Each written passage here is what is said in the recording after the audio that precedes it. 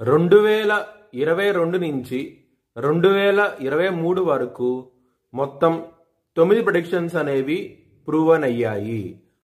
Hi friends, welcome to HLN జ్యోతిష్యాలయం.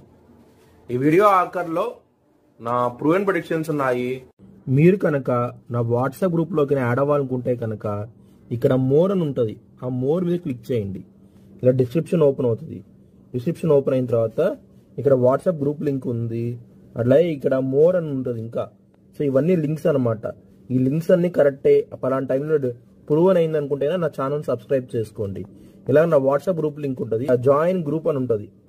HLN జ్యోతిష్యాలయం అనేది 3 ఛానల్స్ ఉన్నాయి, తెలుగు, ఇంగ్లీష్, హిందీ.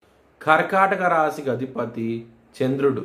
కర్కాటక రాశిలో పునర్వసు 4వ పాదం, ఆశ్లేష 4 పాదాలు, పుష్యమి 4 పాదాలు ఉంటాయి. ఈ నక్షత్రం వాళ్ళందరికీ నేను చెప్పే వార ఫలితాలు వర్తిస్తాయి. ఈ వారంలో లగ్నాధిపతి అయిన చంద్రుడు 12వ స్థానంలో ఉంటారు కాబట్టి కొంచెం జాగ్రత్త అంటూ ఎక్కువ తీసుకోండి. ముఖ్యంగా ఆరోగ్యపరంగా కొంచెం ఇబ్బంది పడే అవకాశం ఎక్కువగా ఉన్నది.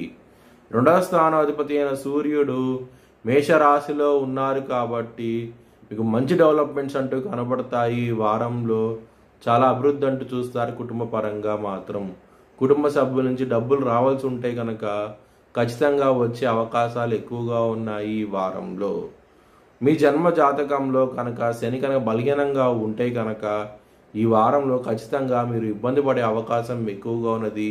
ముఖ్యంగా కోర్టు కేసులు, హెల్త్ పరంగా మాత్రం ఇబ్బంది పడే అవకాశం ఎక్కువగా ఉన్నది. శని 8వ స్థానంలో ఉన్నారు కాబట్టి తెలియని భయం అంటూ ఉండబోతోంది. ఆరోగ్యపరంగా కొంచెం జాగ్రత్త అంటూ ఎక్కువ తీసుకోండి. ఎవరైనా సరే విదేశాలకు వెళ్ళి సెటిల్ అవ్వాలనుకుంటే కనుక ఈ వారం అనేది అంత అనుకూలంగా లేదు, మీకు ఇబ్బంది పడే అవకాశం ఎక్కువగా ఉన్నది. బుధుడు 12వ స్థానం అధిపతి అయిన బుధుడు మీన రాశిలో నిలబడి ఉన్నారు. దాని మూలంగా కొంచెం ఇబ్బంది పడే అవకాశం ఎక్కువగా ఉన్నది.